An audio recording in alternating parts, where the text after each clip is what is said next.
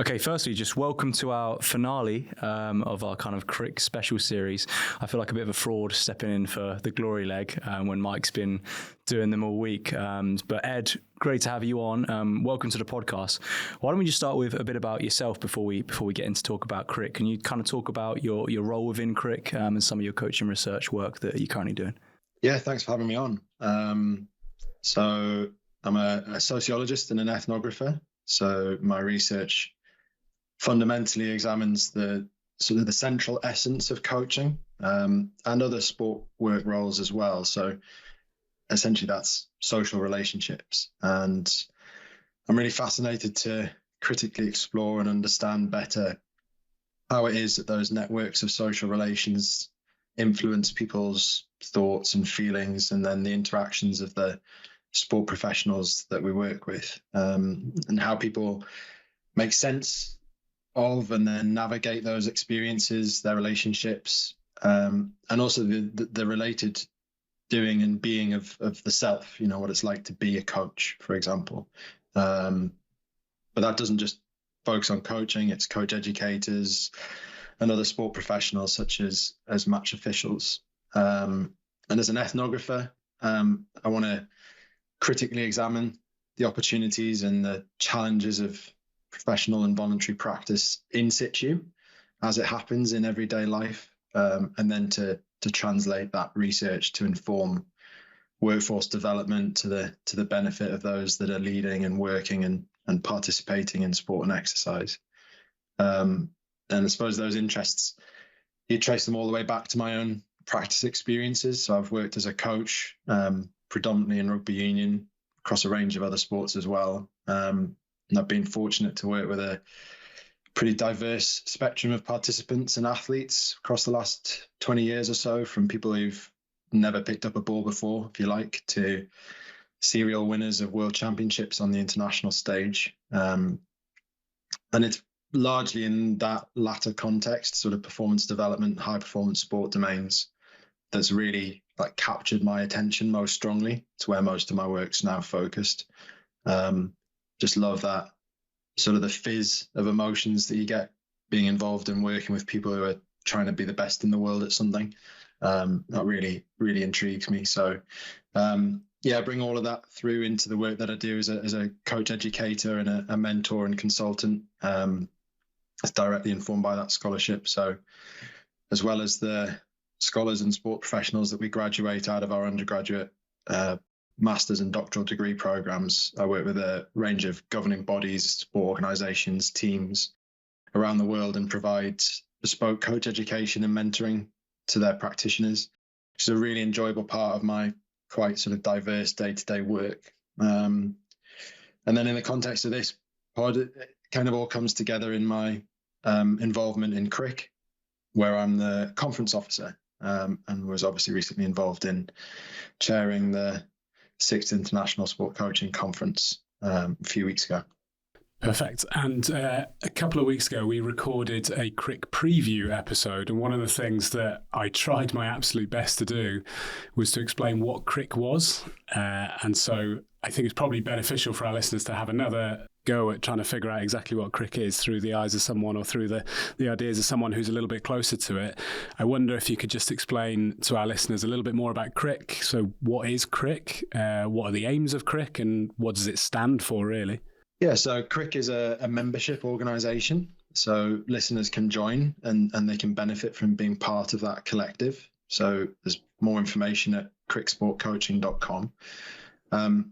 It's also a charitable incorporated organisation. So we have a constitution, and that constitution governs the doing of our work as an organisation. And that commits us to serve the membership that we have, and also the public more broadly, by advancing education and socio-pedagogic research related to an interrogative understanding of coaching. So for me, though, really, CRiC is probably best described as a collective of like-minded people, scholars, practitioners, policymakers, and so on, who value coming together to support and promote the doing of high-quality critical research that can benefit those that are involved in in sport in the different roles that we've already touched upon, whether it's sport coaches, policymakers, coach educators, and a range of other practitioners. So it's that collective of people who share an interest in the doing of high quality interrogative research, and the translation of that to the benefit of the wider public, that I think really sums up what CRiC's about. Yeah, I think definitely from kind of someone who went to the conference, and has kind of been to the past few iterations of CRiC. I definitely echo those words, Ed. What is it about CRiC that you find kind of most meaningful, and what sets CRiC apart from other conferences or sport coaching bodies that you might present your work at or kind of engage with? CRiC's like a home for me in lots of respects. I spoke about this a little at the conference itself. There's a real care and a connection that comes from being a member of CRiC, a sort of sense of shared interest and solidarity with other people who are navigating, if not the same, similar sorts of journeys as I am and as other members are. And that's something I really value. And Dave Day, who presented as part of a special interest group, was emailing me ahead of the conference, and he just said, like, he's really looking forward to spending time with some really interesting people. And I think that's another sort of dimension of it. There's so many interesting people doing really stimulating work in CRiC. And then as a member, I get a front seat to not just hear from, but speak with those brilliant people. And as a consequence, I go away from CRiC meetings, CRiC events, webinars, whatever it is, feeling enlivened and excited about the work that we do. And in turn, that then gives me a real sort of sense of like hopeful aspiration for what we're going to do in the future as well. So those are the sort of things that make it feel like meaningful to me, is the people that are part of it, the shared interest in the work that we do together. And ultimately, to go back to your question, standing for the critical interrogation that our work engages in, and the value that we see that has for the doing of the work that is coaching, whether that's voluntary or professional work. So yeah, there's a great deal of meaning in that for me. Mm. Yeah, brilliant. We want to chat a bit more now specifically around last weekend's conference. Obviously, we're recording around a week or so after the conference. You've had some time to reflect on it, although you said off air that you have been quite busy in the week following still. But how kind of was your experience over the course of the weekend? Did you manage to enjoy it despite hosting? One of the wonderful difficulties of this particular conference was that there's so much high quality work that it was difficult to be able to get to everything you wanted to be able to see. It was a really full program. But that for me mirrors sort of a similar issue that you might have in coaching. Like, you've got too many good players for your team. So it's a nice problem to have. And with that, as somebody who was, if you like, had a degree of organizational oversight over things, it was really reassuring, and just meant that I could sit back and relax, because you knew that whatever was going on in whichever room would be great. So it was, a really enjoyable weekend for myself, and something I could actually take in as it was happening. And you mentioned they're having so many different speakers, so many different quality speakers across the weekend. We had, I think it was well over 45 presenters, even more with all the great poster presentations that we had as well. The keynotes on top of that. How did you manage to bring all of that together? And how did you manage to sort of arrange the parallel sessions across the weekend, knowing that there's so many brilliant people and people are going to be wanting probably to jump from room to room and try and catch absolutely everything? How did you prioritize or just organize everything so that you gave everyone the best opportunity to get the most out of the weekend? I suppose to put some of that into context, this was the first time that CRiC was meeting as a full community, if you like, since 2019, when we had our last wonderful event at Worcester as a full conference. And there's obviously a great deal of things have happened. There's been a global pandemic in between, which has brought a range of different challenges. So it was to a certain degree, it was a little bit of a step into the unknown, and a testing the waters again to see whether there was appetite, and also how in-person events in our community could work going forward. And the executive board were really clear and committed to developing an accessible conference, but also one that was really vibrant and high quality. And that isn't certainly the effort of any individual. It was a huge team effort. The development and preparations for this conference extend well over a year, and the executive board in their various roles have been really integral to providing expertise and oversight that made the conference possible. And then more locally, I had a wonderful team, really proud of them. They delivered everything that we'd set in motion so long ago, and absolutely central to this were Chloe Slipman and Adam Nicol, whose tireless work was really evident throughout the weekend. And of course, Rhys Chapman and Karen Johns and Mark McCutcheon all gave so much to making the conference work. So in lots of ways, the content of the conference itself was actually really straightforward because the quality of the work was so good. It responded really directly to the call that we put out for research. And then the problem became that of the delegate. Well, which room of quality do I go to? Where do I prioritize things? But there was a real sort of strength of threads of theme and interest that ran through people's different presentations, whether it was posters or whether it was oral presentations, that allowed us to group people in ways that gave each room and each breakout session a sort of a distinctive flavor. But equally, there was diversity to the content that was responsive to that flavor. And so hopefully people that went to those specific rooms, they got something they were looking for, but maybe they were also stimulated to think differently because they were hearing some novel things that stretched and checked and challenged their existing understanding as well. On some of that quality and some of that flavour, was there anything that really particularly impressed you, stood out to you in some of those parallel sessions?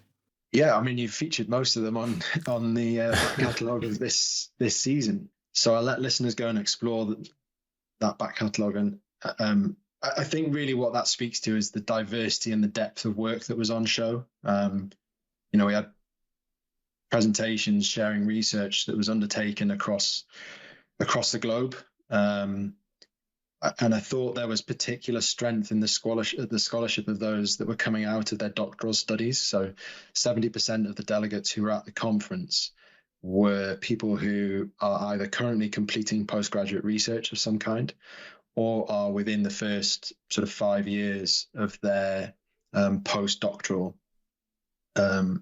career journeys. And what that brought with it was a real richness to the data, which often PhDs and so on afford people. Doctoral research often gives us the time and the space to be able to go and develop like really rich data sets, but equally to bring forward novel frameworks for thinking about and the doing and being of coaching. And so lots of the people that you've featured already in this podcast offer those novel insights and different ways for us as a community of people interested in doing coaching research to take forward and think anew with.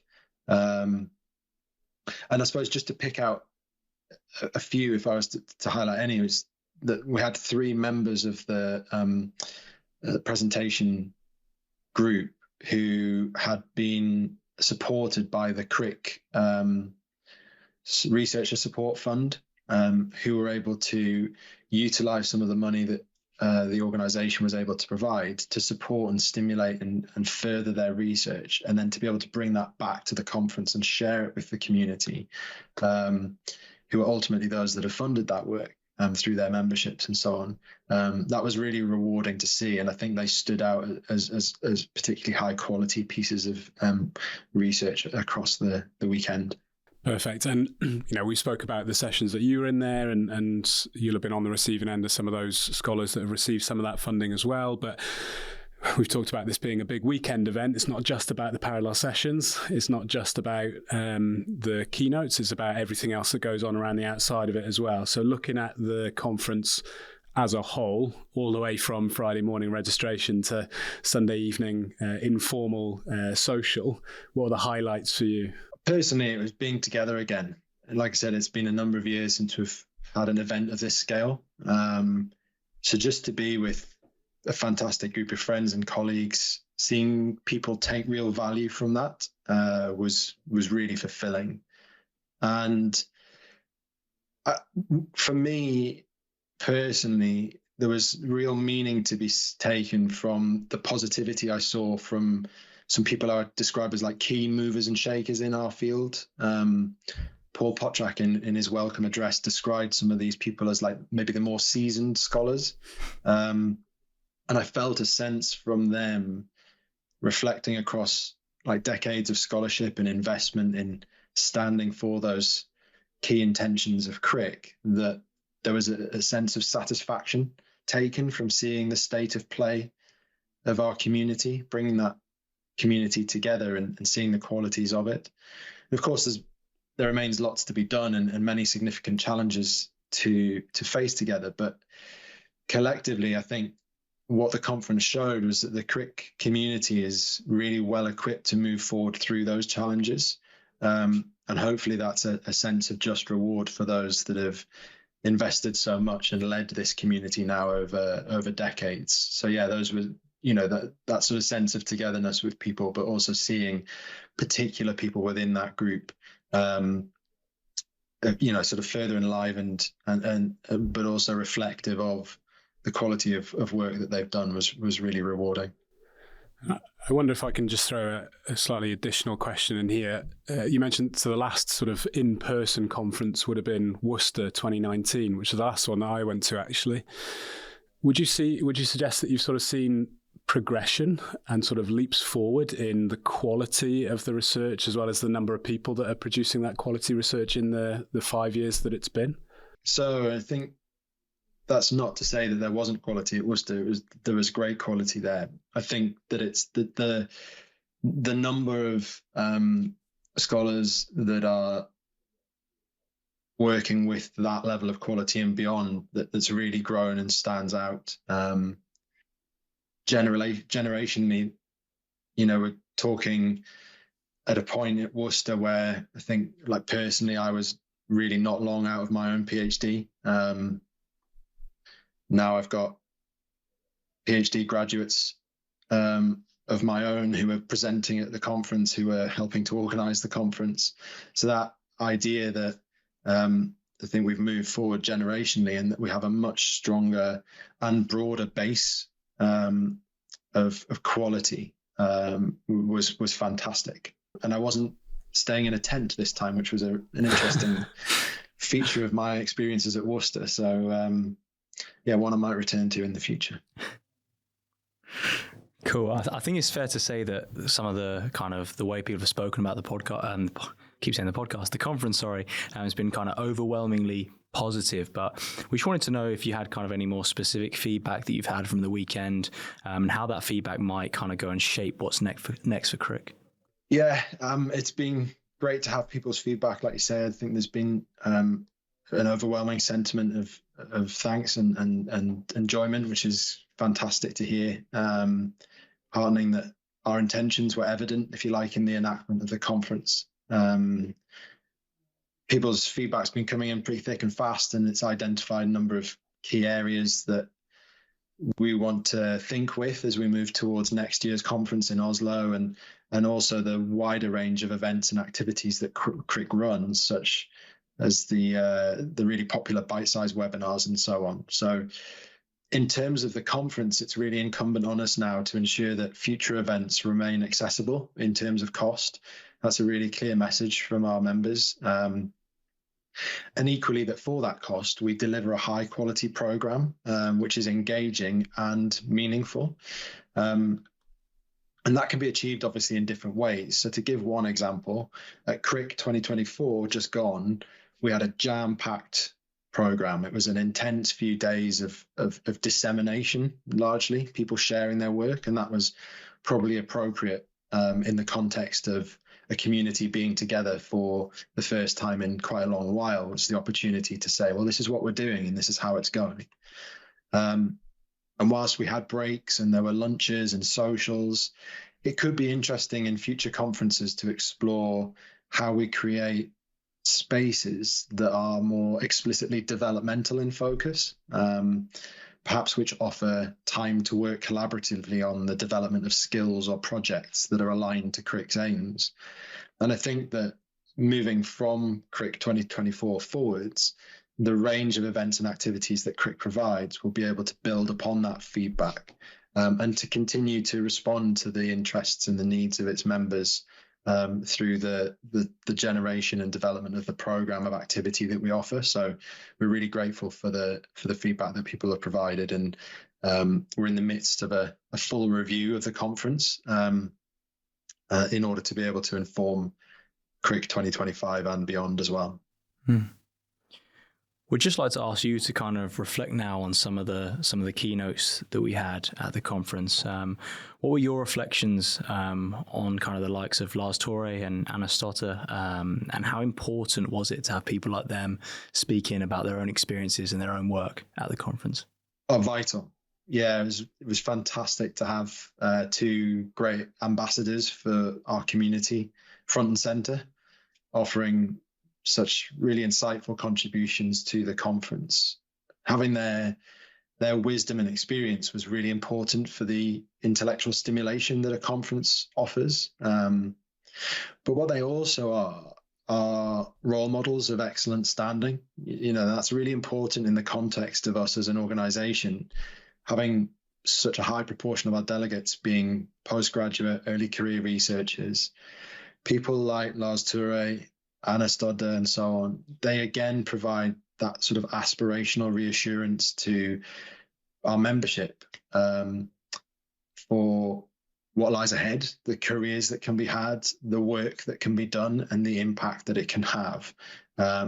So I was personally delighted to be able to welcome them both to CRiC 2024, and sincerely grateful for the great contributions that they made to the conference as well. Yeah, I think those keynotes are always, it's a full room, obviously, when you go into those rather than the parallel sessions. And so typically all attention focused on, one person, the content, but really kind of insightful presentations. And I'm one of the lucky ones that's experienced some of Lars Tore's teaching before on the talk doc here at the university. He's come in to deliver some sessions when he was an external examiner for us. And even seeing him again, just blown away just by some of the concepts and some of the ideas, and just revisiting some of those, I found incredibly powerful then going into the parallel sessions afterwards and being able to think critically of the work that's being presented. Not that it hasn't been thought of critically in the first place, but actually just as an individual attending the conference, being able to go and sit in the next session afterwards and be sort of reflecting on what Lars Tore has just spoken about, I found really sort of powerful, really interesting. So I think, you call them pretty vital. I'd have to agree with you on that. They provide a real sort of, not measuring point, but they're like a point of difference, aren't they? To then go into things afterwards. They offer really important reminders. It's really easy, I think, in the work that we do to get wrapped up in the getting of the work done.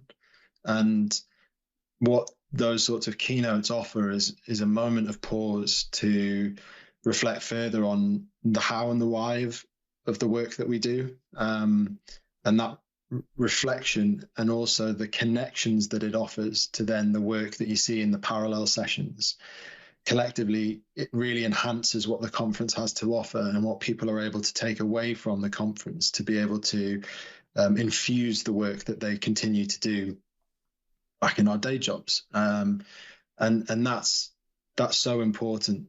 And those keynotes are so named because in Lars Tore's case, the Bill Taylor Memorial Address really recognizes the things that we hold most dear to us as an organization, and what it is that we stand for.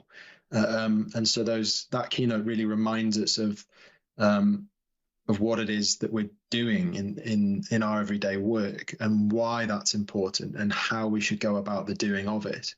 And then in Anna's case, this notion of the rising star is that we're a field on the move, that our work is evolving and developing, and that it needs to listen to itself, as well as to build upon those important foundations. So to have those things in dialogue across two central keynotes over the weekend, really, really valuable for me personally, and I'm sure for lots of others who were there to enjoy it. And we're going to talk about what's next for CRiC, but I'm going to throw in a surprise question here to my co-host. Should I call you a sort of co-host, as you referred to me in the preview episode, to Ollie, because Ollie actually spoke at the conference, was delivering one of the parallel sessions. So for you, mate, what was the experience like being there as a presenter? What was it like being on the receiving end of some challenging but kind of sensitive questioning as well at the end of that session? Yeah, thanks for throwing me under the bus there, Mike. But no, I thought what was quite interesting for me was seeing the relationship between some of those keynotes and also some of my own work, and also the work I was seeing from other early career researchers like myself, in that I think everyone was able to refer back to these keynotes and use that as, like you say, the contextualization of the work we were talking about. I found myself sat in those talks, and it provided me with a line or two to speak about later in the day in my own presentation, and refer back and say, everyone saw Lars Torre talk yesterday, for example, and this is where I kind of situated some of my early understandings of kind of how I came to ask my own research questions. So I think it goes back to Ed's idea of that kind of community and that family of people that are like-minded in the kind of what they're searching for. We're all kind of finding different things, but in the kind of intentions at the start, I think everyone is very like-minded, and that was great to see. And yeah, again, like you say, the critical questions, I didn't have a huge audience in mind, but I did kind of look to my right, and it was my whole reference list from my undergraduate degree in sports coaching. I had Robin, Paul Potrak, and Chris Cushion sat all together, kind of 10 meters away, staring me down. So I was like, okay, ready for some tough questions now. So it was good. But I think that was probably something for me, because I wasn't speaking. We were obviously recording a lot of bite-sized episodes, but I had the opportunity then to sort of dance between lots of different rooms and see so many incredible speakers. But the lines of questioning to me were never so overbearingly challenging that it created an environment that didn't seem supportive. The questions were always there just to try and stretch a little bit more out of it, or just to try and explore whether or not there's some context that's been missed, or even, some pretty sort of constructive suggestions on, well, listen, this is where I would go next. What do you think? And I think, again, Ed, that speaks to that idea of home. It's we're all pretty like-minded in those sessions there. And that's not to say there's no diversity present. Of course there is, but we're all on the same page in terms of what the conference is for. It's there as a developmental experience, as well as to disseminate some really high quality research. So that was probably something that came out to me, was that people were just really interested in what's next. What else is there in this work that you're doing, which I thought, to me was really sort of pulls at the heartstrings a little bit in terms of having that big community, for sure. I think that speaks somewhat to the maturity of the community as well. So a lot of the quality of dialogue that happened in and around presentations, again, whether it was posters or oral presentations, it was people trying to raise others up to support and scaffold and stretch and develop, as you said. And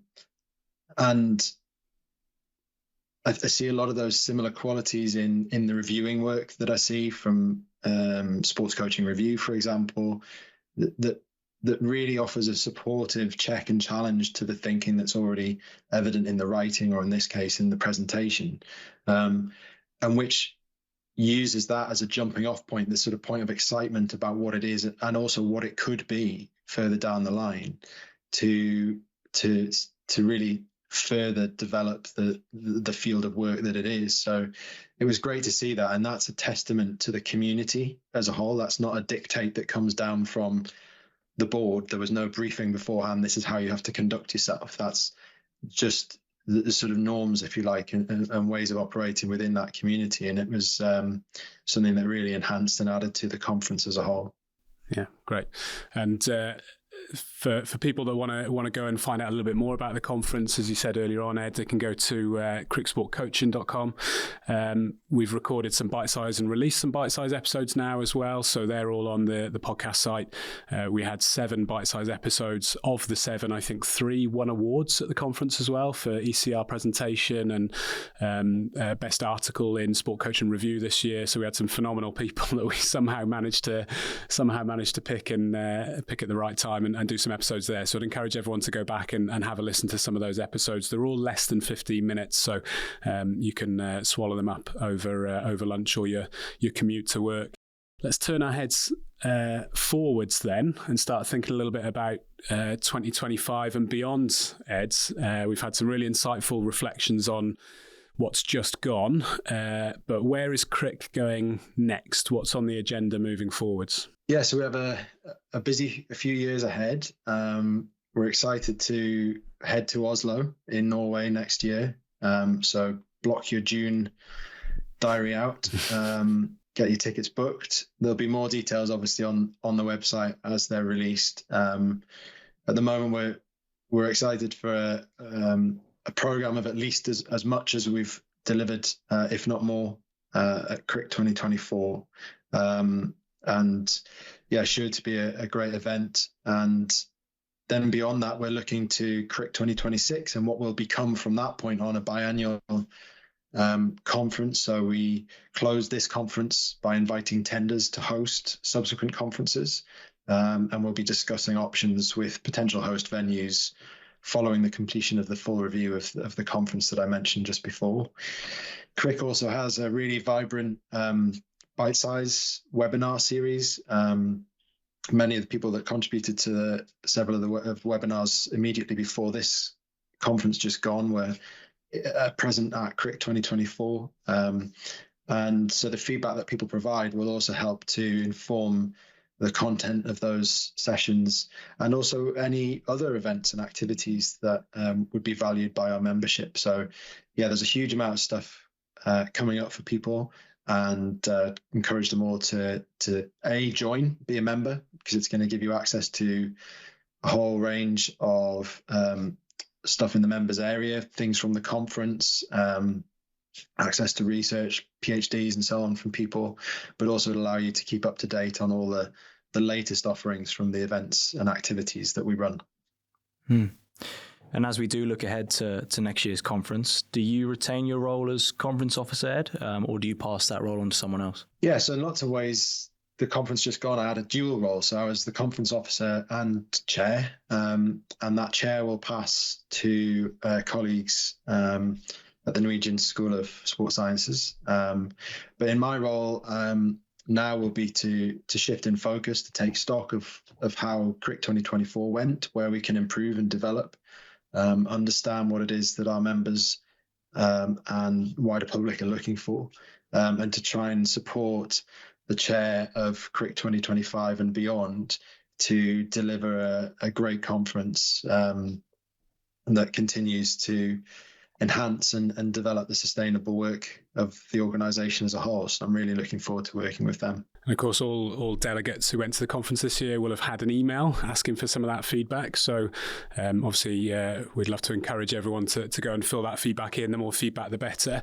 There's plenty of learning to take from, not just from conferences, but from other smaller events, bite-sized episodes and symposia that have gone before. But I'm wondering if Ed, you could offer us, just from your perspective, what would you like to see more or less of moving forwards? I mean, personally, not having to run around with like video cameras, chair a session, do a speech, tee up some people, check that the drinks are in order for the next break, all of that kind of stuff will be, I'll be pretty excited to not be doing it the next one. I think going back to that point I made earlier, in more seriousness, like I think there is a great space to be developed within CRiC for the doing of collaboration. So I think what we've touched upon today really speaks to the sort of the organic conduct of our community. Good people coming together and wanting to do good things. But we can also support that through the framework and the nature of the program that we offer. at conferences. So some space within the program, I think, will be really valuable to offer people opportunities to work together, to engage in extended dialogue that goes beyond that sort of 10 minutes or so that we often get at the end of a presentation, parallel session, and so on.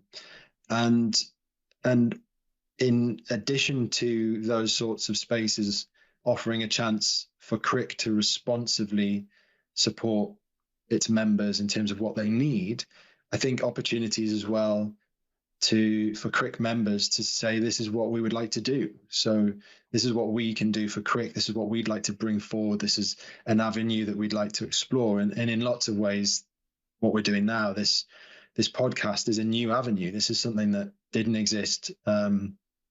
This podcast back in 2019, it's added a new, really important dimension to being able to promote the quality of the work that was at the conference. And you're absolutely bang on when you say that you really managed to go after some fantastic people that presented there. And I think as an organization, we're responsive to that. So we welcome those sorts of innovations and developments, and the ways in which they can further enhance the doing of the work that we do. So lots of new things that I think will bring some nuance and some difference, but ultimately with a really central offer of just high quality, robust, interesting, interrogative research at its core still. And for anyone who's listening, who's maybe yet to experience CRiC, whether they be kind of PhD students, postgrad, ECRs, or to again use Paul Potrak's words, those seasoned researchers, do you have any messages for them, Ed, around why they should branch out and kind of work and be amongst the CRiC community? I think just to say that people are really welcome. I think that's the overarching thread of feedback that runs through what people have said about being at CRiC 2024 and being a member of CRiC, was this sense of feeling really welcome, and that people took time and care and interest in the work that you're doing. And also, as we've touched upon, that they'll operate as critical friends. So people that take care and are sensitive appropriately in the way that they frame it, but who will ultimately seek to raise up the quality of the work that you're doing by checking and challenging it, by offering alternatives. And that's really in the spirit of what the critical imperative of CRiC is all about, is to question the taken for granted and to explore alternatives together. And yeah, I feel really fortunate to be a part of that myself, and certainly would advocate that to others, considering maybe where they don't have that support in their immediate institutions or organizations, that there is an organization out there where they'll feel at home. And there's a list of different types of people there, Ollie, that we just run through: PhD students, postgrads, etc. But one of the things I also thought was really nice about the conference this year was having people like Mark Stoutel from British Basketball and Wayne Ellison from PGMOL, having people from industry as well at the conference. So the conference isn't, I mean, you typically think about a conference and something that's so driven by research, you don't think too much, I suppose, about people from national governing bodies or just coaches, just practitioners, people that are working in those roles. And so, you know, CRiC is open to those people as well. And so I think there's probably an untapped resource of people out there that we'd love to have at CRiC to come in and be those critical friends. It's so true that, you know, there's some identity politics in play in terms of what hat you put on at what time. But as I set out in my own introduction to myself, like, I'm not just a researcher of coaching. Not that there's any just to it, but people wear multiple hats and are multiple and diverse identities. The vast majority of people that were there talking about the research they do on coaching are themselves coaches, are informing their everyday practice. Anna Stodder was a great example of that. In her own keynote, she spoke to how influential the work that she was doing was over her own practice. And again, people like Wayne, like Neil Cottrell, like Mark Stoutel, Mariana Martin from UK Coaching highlight that there is no gap between theory and practice. The best of what we're talking about ultimately is seeking to wrestle with those problematic and opportune dimensions of practice and valuing the way in which we can bring theory and practice together in order to inform ways forward. And that was, again, part of that sort of magic spirit that the conference had, was to allow people the space to have those conversations. And so many more people wish to be there from industry. Obviously, there's a Paris Games just on the horizon, and the Euros football is happening. So lots of people were messaging me in the weeks running up saying, really excited to see how the conference goes, wish I could be there.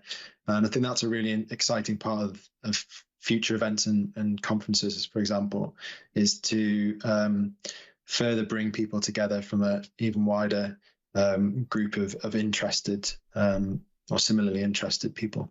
Perfect. And so just as we start thinking about wrapping up the episode, is there any ground we've not yet trodden, Ed? Any final messages about CRiC for our listeners that you think you'd like to just get across? I just want to, I suppose, take the opportunity to thank everyone who was involved in the production of the conference, essentially. And I mean that in its wider sense. Everybody who was there contributed beautifully to what the event was. A huge thanks to you for the work that you've done in speaking to people and putting the message out there about their work, and to everyone else who was involved and who would have loved to have been there as well. We really look forward to seeing you at future events. And likewise, I'm sure they all thank you as well, Ed, and definitely from ourselves as well. But just finally then, in keeping with kind of all our podcasts that we do, whether that be CRiC or otherwise, do you have any kind of myths or kind of issues in sport coaching that you like to address or dispel before we finish? I think people have obviously written books on it, so there's plenty of scope for what we could go after here. But I think just reflecting on some of the work that myself and a great group of co-authors and colleagues have written too is like coaching as a relational activity. And what that means fundamentally is that maybe some of the ways that we've been asked to think about coaching, or particularly the relationships that coaches have in the past, have maybe been a little one-dimensional. We've maybe thought about things that coaches do at people and the impact that has, rather than the exchanges that coaches are engaged in with a diverse group of interconnected people within quite large and overlapping networks of athletes, parents, assistant coaches, multidisciplinary teams, and so on.